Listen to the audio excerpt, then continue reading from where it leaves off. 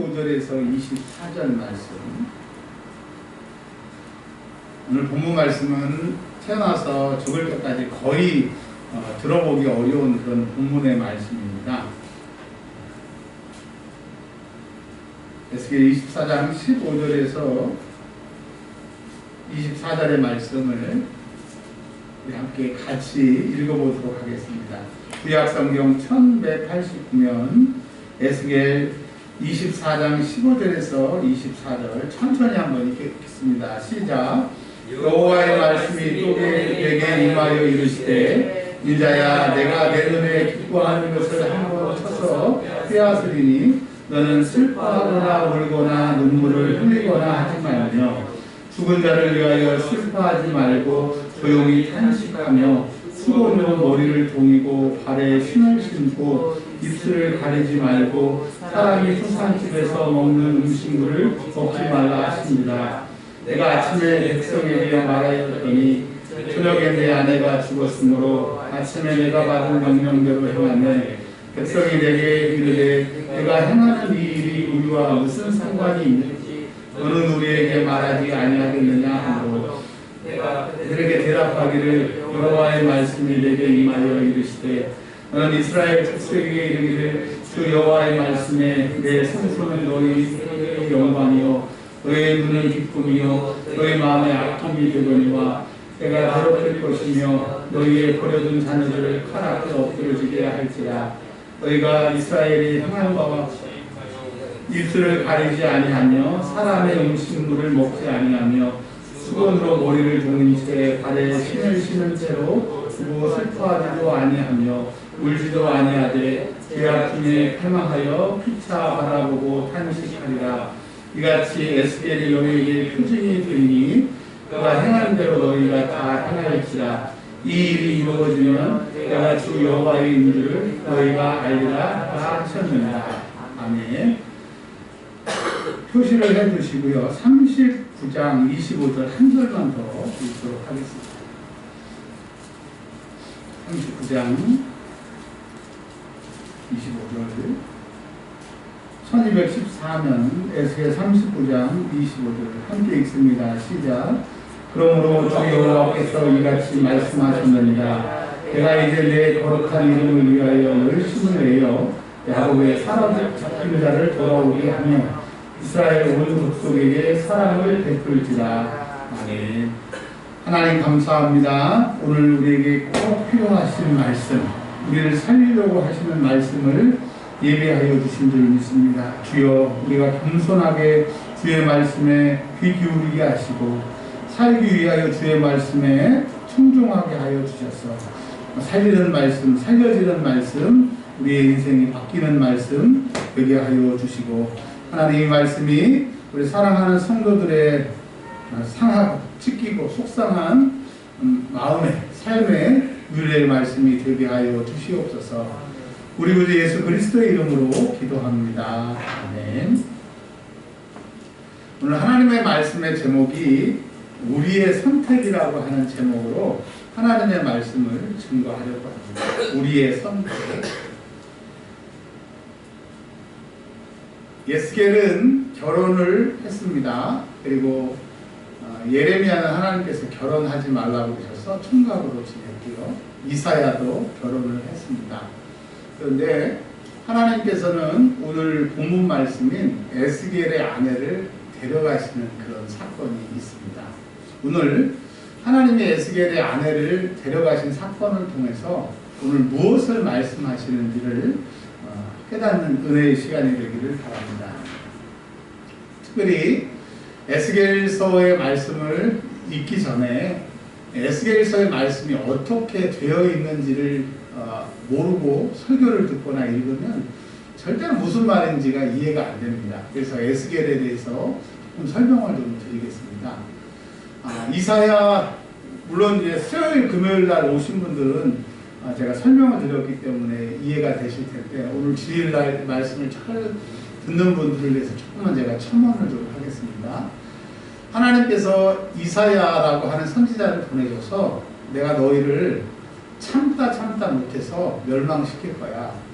그래서 넷, 셋, 둘, 하나 이제 하나만 더 카운트하면 너희는 이제 포로로 끌려가고 너희 자녀들은 불타서 죽고 너희의 삶의 자리는 무너질 거야 라고 제발 돌아오라고 이사야서에 말씀을 하고 계십니다. 그런데도 이사야 선지자를 보냈는데도 이스라엘 사람들이 정신을 못 차리니까 예레미야라고 하는 선지자를 보내셔서 반에 반 이제 거의 희망이 없는 그들에게 그래서 하나님이 마지막으로 기회를 주시는 게 예레미야입니다. 근데 하나 하고 카운트가 딱 끝난 게 에스겔입니다. 에스겔. 그래서 너희들은 이제 돌이킬 수 있는 기회가 없어요. 이제부터는 심판만 남아있다고 하는 것이 에스겔서입니다.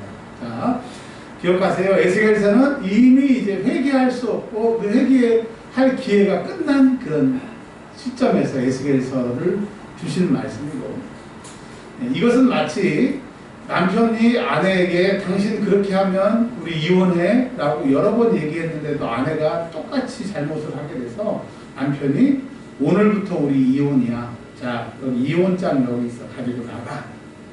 그런 상황인 겁니다. 즉 하나님과 이스라엘이 신의 산에서 나는 너희의 하나님이 되고 너희는 내 백성이 되고, 호세아의 말씀처럼 나는 너희의 신랑이 되고 너희는 나의 아내가 돼서 영원토록 살자고 계약을 했는데도 이스라엘이 이방을 섬기고 하나님을 예배하지 않으므로 이제 에스겔서에 보면 하나님과 이스라엘이 이혼하게 되고 결별하게 되고 이혼장을 받게 되고 하나님은 이제 이스라엘하고 상관이 없는 남남이 되게 됩니다. 그러니까 이제 하나님의 보호 아래, 그래도 하나님의 도우심 아래 이스라엘이 근근히 살았는데 이제는 아무도 이스라엘을 도와주지 않아요. 이스라엘은 아무 소망이 없는 그런 말씀이 에스겔서라고 하는 것을 꼭 기억을 해 주셨으면 좋겠습니다.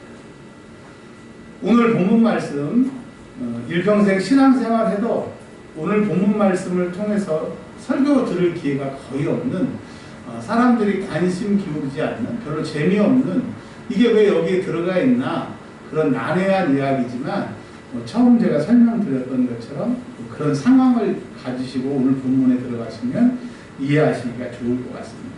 어느 날 24장 15절에 여호와의 말씀이 또 내게 임하여 이르시되, 에스겔 1장에 보면 하나님이 에스겔을 부르셔서 말씀하시고 계속 에스겔을 부르시는 얘기가 에스겔서에 쭉 나오는데 오늘 24장 15절에 하나님이 에스겔을 부르셨습니다.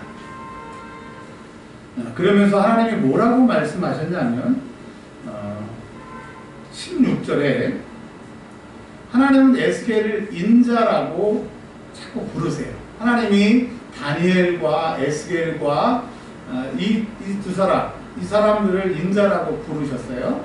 그리고 하나님께서 예수님을 인자라고 부르지 않으시고 예수님은 인자라고 하는 이 단어를 본인 스스로 본인을 가르칠 때 인자라고 했는데, 인자라고 하는 그 히브리 말은 아담의 아들이라고 하는 뜻을 우리가 인자라고 번역을 하는 겁니다.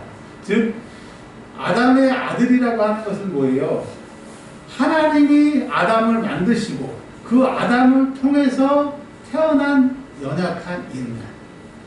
아버지는 아들을 도와줘야 되는데 아버지 자체도 죄인이기 때문에 아들을 구해주지 못하고 그 아버지의 원죄의 죄가가 자식에게도 전가되는 어쩔 수 없는 슬픔의 인생. 그러나 하나님을 만나면 하나님이 도와주시면 해결되는 그런 사람들을 인자, 아담의 아들 이렇게 부르고 있습니다. 자, 하나님께서 에스겔에게 인자라고 부르시는 것은 내가 너에게 사명을 주었지만 너는 그 사명을 감당하지 못해. 네가 외친다고 그 말이 그들에게 돌이키게 하는 힘이 없어. 내가 너를 도와줘야 돼. 내가 답이야. 이런 말이 인자라고 하는 의미 안에 있다라고 하는 겁니다. 근데 하나님이 처음부터 쉽게 얘기하시면 되는데 이걸 돌려서 얘기를 하세요. 이렇게 하시는 거예요. 내 눈에 기뻐하는 것, 이 단어가 여러분 나중에 보시면 히스기야 왕 때 산헤렙이나 뭐 느부갓네살이나 이런 왕들이 쳐들어와서 자기 눈에 좋은 것들, 그 왕들의 신하들의 눈에 좋은 것들은 다 끌어갔다라고 하는 그 표현인 겁니다. 그러니까 눈에 기뻐하는 것이 뭐냐면 좋은 것. 또 여기에서 눈에 기뻐하는 것은 에스겔이 제일 사랑하는 것. 사모님 죄송합니다. 사모님 제일 사랑하는 게 하나님 제일 사랑하시고 그 다음에 제일 사랑하는 게 뭐예요? 뭐 물건일 수도 있고 사람일 수도 있고. 네? 네. 너무 이렇게. 네. 참 넘어가겠습니다. 하여튼. 자, 사람마다 자기가 사랑하는 것, 좋아하는 것, 즉 성경에 말하면 자기 눈에 기뻐하는 것이 있습니다. 근데 에스겔은 제일 사랑하고 제일 기뻐하는 것이 그의 아내였습니다. 근데 하나님이 한 번 쳐서 빼앗는다고. 즉 에스겔아, 내가 너의 아내를 빼앗을 거야. 그것이 18절에 보십시오. 18절에 내가 아침에 백성에게 말하였더니 저녁에 내 아내가 죽었어. 자, 잘 보셔요. 에스겔이 하나님의 종입니다. 다른 사람의 반대를 무릅쓰고도 하나님 말씀만 증거하기 때문에 핍박받고 어려움 당하고 존경받지 못함에도 불구하고 그런 꾸준히 하나님의 말씀을 계속 전했어요. 근데 하나님이 에스겔아 잘했다. 내가 너를 칭찬한다. 너 뭘 원하니? 이래야 되는데 하나님이 에스겔의 아내를 빼앗아 가시는 거예요.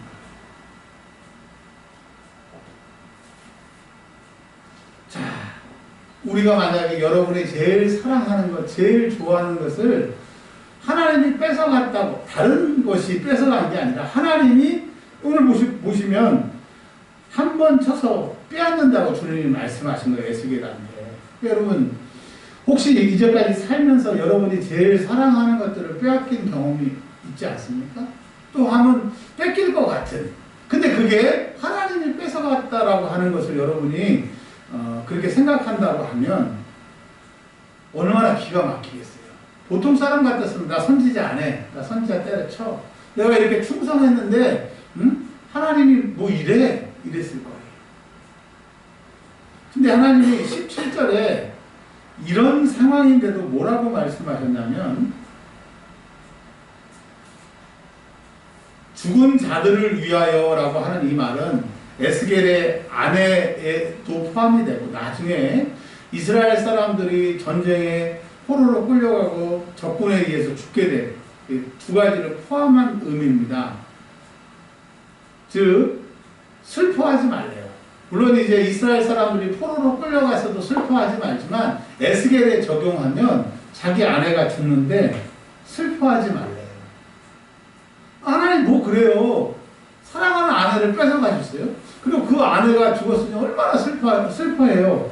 근데 슬퍼하지 말래요. 점점 에스겔의 속에서 나 이런 하나님 믿으면 안 되겠다. 때려쳐야 되겠다. 그러지 않겠습니까? 그런데 슬퍼하는 대신에 조용히 탄식하래요. 조용히 탄식해요.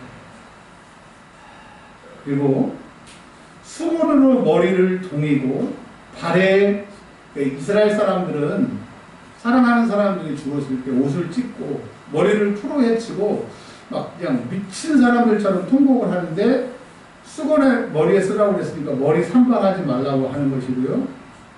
옷을 찢고 막 광란에 통곡하지 말고 조용히 탄식하라는 거예요. 그러니까 네 감정, 네 생각, 이 모든 것을 억제하라는 거예요. 여러분 지금 에스겔이 그런 어려움, 그런 슬픔을 당했다. 그게 아니라 하나님인데 나에게 어려움을 주시고 내가 감당할 수 없는 일을 시키시고 정말 위로해 주셔야 되는데 왜 나한테 이러시냐고 우리가 그럴 수 있다라고 하는 거예요. 그리고 입술을 가리래요. 그러니까 말하지 말라는 거예요.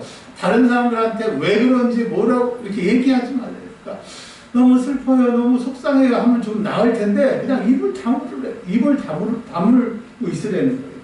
그리고 이제 장례를 치르게 되면 주변 사람들이 음식을 가지고 와서 또 돈을 가지고 와서 같이 애도하고 장례를 치르는데 그 사람들한테 조문도 하지 말고 얘기도 하지 말고 그냥 있으라는 거예요.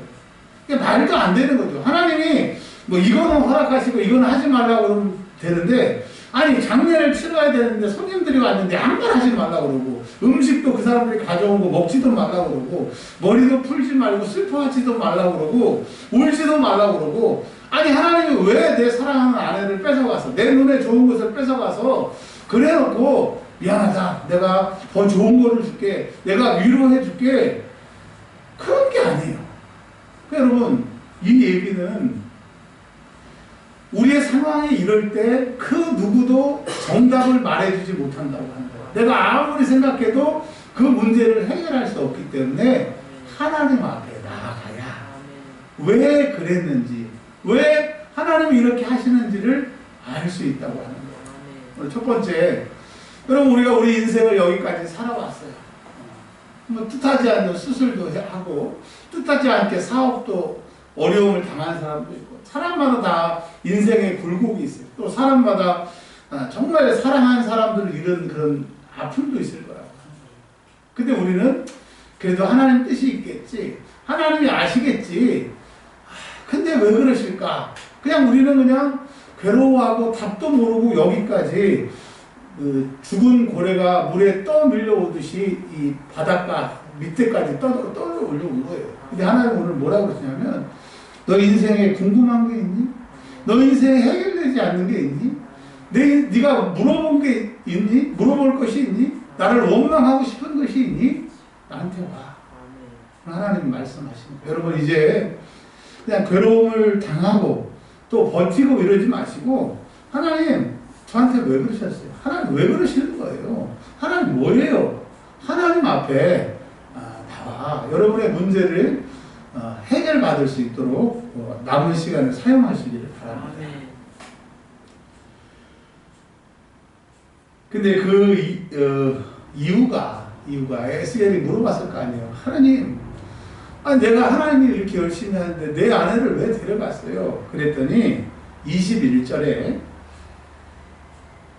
너희 아내를 내가 데려간 것은 너한테는 미안하지만, 너한테는 안타까운 일이지만, 너의 인생을 통해서 이스라엘이 돌이키고 하나님의 심정이 이렇구나라고 하는 것을 너를 통해 알게 하시는 거라고 얘기를 하는 겁니다. 우리가 텔레비전에 보면 광고라고 하는 걸 하잖아요.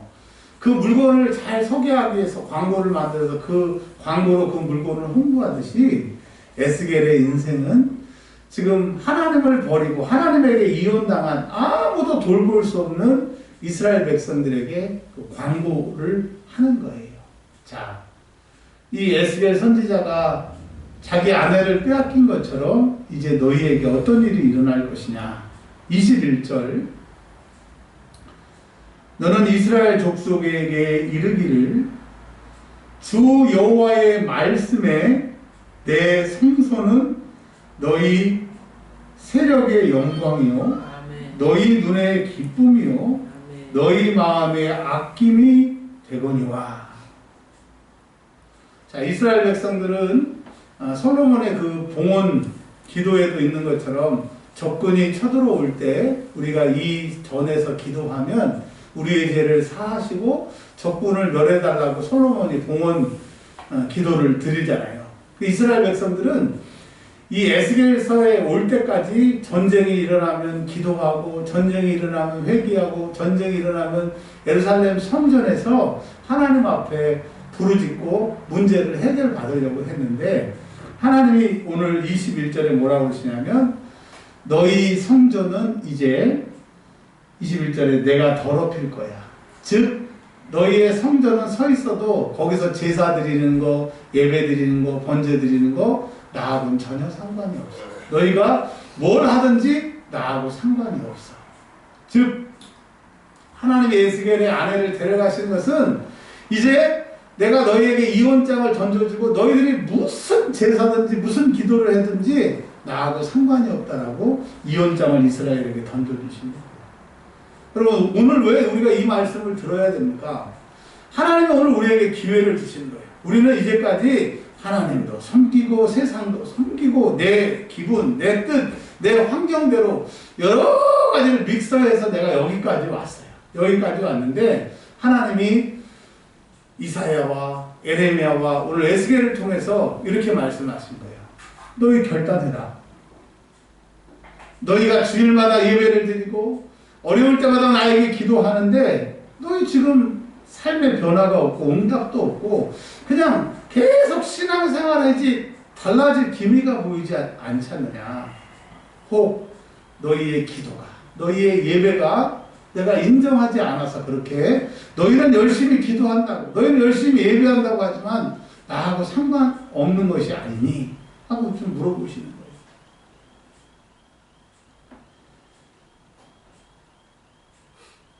하나님이 에스겔서에 쭉 보게 되시면 이제 에스겔 48장까지 있는데 이스라엘 사람들에게는 희망이 없고 그들에게는 돌이킬 길이 없어요. 그럼 이스라엘은 끝이잖아요. 근데 하나님이 오늘 39장 25절을 한번 제가 읽어드릴게요. 그러므로 주 여호와께서 이같이 말씀하십니다. 하나님이 이스라엘에게 이혼장을 주시고 포기하고 난 너희의 하나님 안 해. 근데 그러셨는데 하나님이 너무 이스라엘을 사랑하셔서 그냥 내쳐버렸지만 도저히 내친 것보다 더 사랑하셔서 안 되겠다. 내가 내 감정과 내 속상함을 다 버리고 이스라엘을 다시 회복하겠다. 이것을 내가 이제 내 거룩한 이름을 위하여 열심을 내요. 이걸 하나님의 열심이라고 하는 겁니다. 혹시 여러분 하나님의 열심이라고 하는 책 보셨는지 모르겠는데 또 하나님의 열심이라고 하는 세미나도 많았어요. 근데 이게 여기에서 나온 단어입니다. 그러니까 하나님이 우리를 사랑하시는 그 열심, 우리를 버리셨지만 우리를 사랑하셨기 때문에 다시 우리에게 기회를 주신다고 하는 거예요. 여러분 구약도 그렇고 신약도 그렇고요. 하나님이 우리를 죄 때문에 버리셨지만 우리를 너무 사랑하셔서 버릴 수가 없는 거예요. 이게 우리 다니엘 기도에서 말씀하셨던 그 설교 중에 하나님의 데스티니, 하나님의 운명이 하나님은 어쩔 수 없이 우리를 버리실 수가 없는 거예요. 그게 우리가 은혜라고 표현하는 거예요. 하나님의 은혜가 뭐냐? 죄인이었고 이혼장을 받고 우리를 버렸는데 하나님이 너무 우리를 사랑하셔서 다시 무효하신다는 거예요. 여러분 이제 하나님이 우리를 안 되게 하시고 힘들게 하시고 그냥 세상에서 너무 어렵게 하신 것은 하나님이 우리를 미워하시고 하나님이 우리를 안 사랑하셔서가 아니라 내가 너무 하나님을 섬긴다고 하면서도 내 멋대로 그냥 하나님에게 전혀 상관이 없이 내 선한 의지대로 하나님을 섬겼는데 주님은 오늘 이렇게 말씀하시는 거예요. 이제 너희 남은 인생 내가 기뻐하는 신앙생활, 내가 원하는 기도, 내가 원하는 삶을 산다고 고백하라. 오늘 말씀하시는 거예요. 그래서 에스겔서를 끝까지 쭉 보게 되시면 하나님이 이제 뭐라고 그러냐면 이스라엘의 포로로 안 끌려온 사람도 있고 대부분은 이스라엘 사람들이 바벨론으로 포로에 끌려옵니다. 그래서 그발강이라고 하는 지금의 그 시리아 그 주변에 거기서 강가에서 포로 생활을 하고 있는데 그게 테라비라고 제가 말씀드렸잖아요. 그래서 그 고통을 잊지 말자고 그래서 이스라엘 수도가 테라비라고 말씀드렸잖아요. 거기서 하나님 뭐라고 말씀하시느냐? 여기서 회개해. 여기서 하나님 내가 사랑합니다. 하나님 내가 진짜 신앙생활 잘할게요. 이 바벨론 포로에서 계속 고백하고 그렇게 너희가 나를 부르면 다시 오늘 25절에 야곱의 사로잡힌 자를 돌아오게 하며 이스라엘 온 족속에게 사랑을 베풀지. 에스겔 끝까지 보면요. 결국은 너희들은 거기서 회개하면 내가 돌이키겠다라고 하는. 아니 이혼해갖고 이혼장 주신 하나님이 너희를 너무 사랑해서 안 되겠다. 내가 다시 회복시키겠다라고 하는 것이 에스겔서라고 하는 겁니다. 자 이제 오늘 본문 말씀을 가지고 총 정리를 좀 해보려고 합니다. 제일 중요한 것은 하나님이 나를 사랑하신대요. 근데 하나님이 나를 사랑하시니까 나를 사랑하는 만큼 내가 하나님께 멀어지면, 하나님이 나를 사랑하시기 때문에 내가 하나님 사랑하는 만큼 내가 하나님을 사랑하지 않으면 내 인생이 어렵다고 하는 거예요.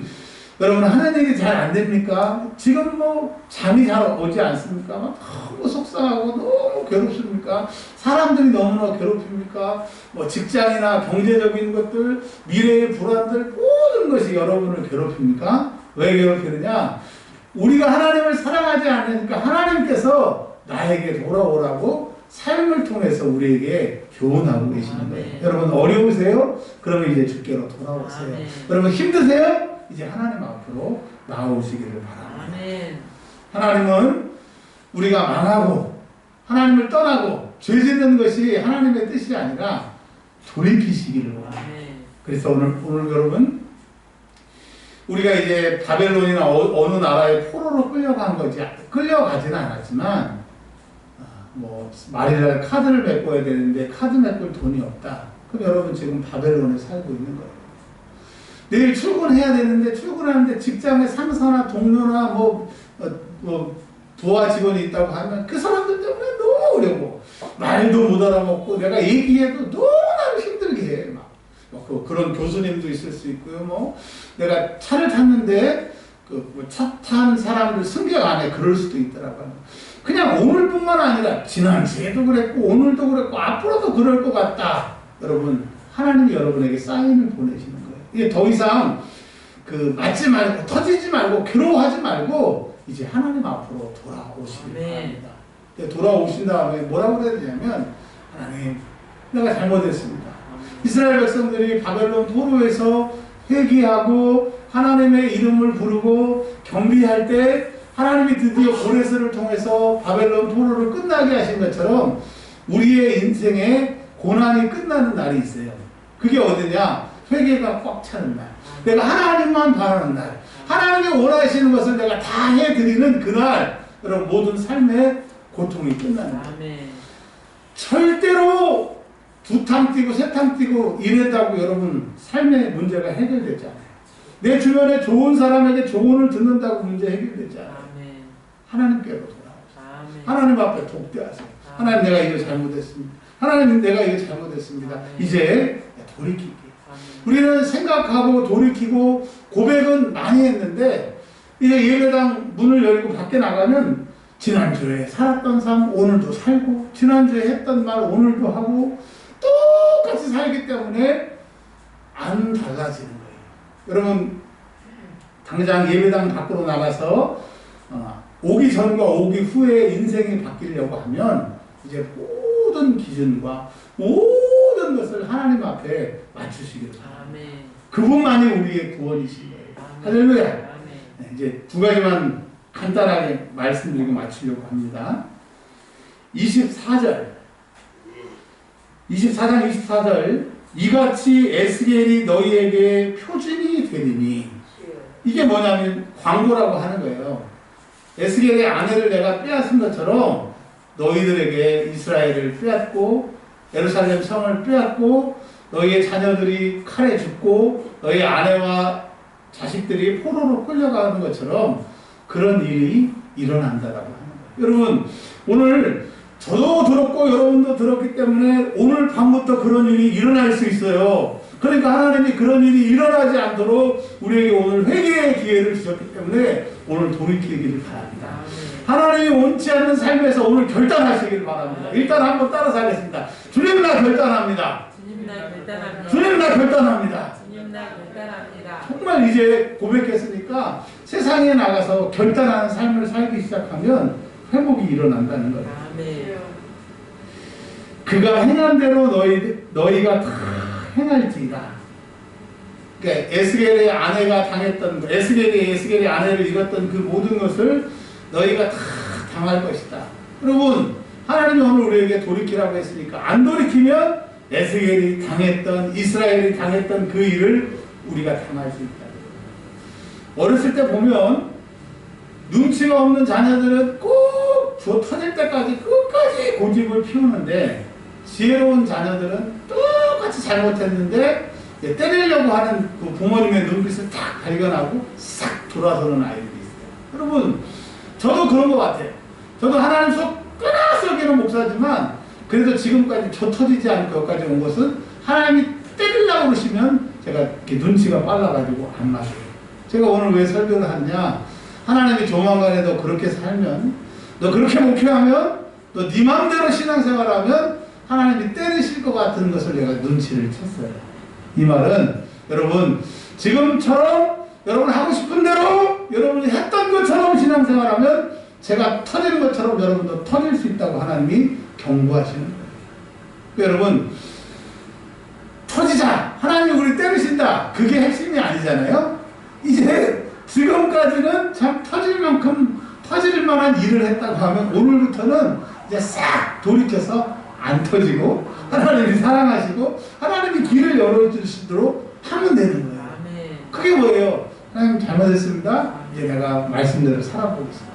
내가 하나님이 원하시는 대로 한번 해보겠습니다. 그냥 생각만 했는데 오늘 한번 해보려고요. 네. 만약에 욕을 2번 했다고 하면 욕을 이제 한 번만 하겠습니다. 욕을 한 번만 했다면 오늘 욕 안 하겠습니다. 기도 안 했다면 이제 기도하겠습니다. 내가 막 일이 안 되면 하나님께 원망했는데 이제 입을 다물고 신을 신고 묵묵히 기다리겠습니다.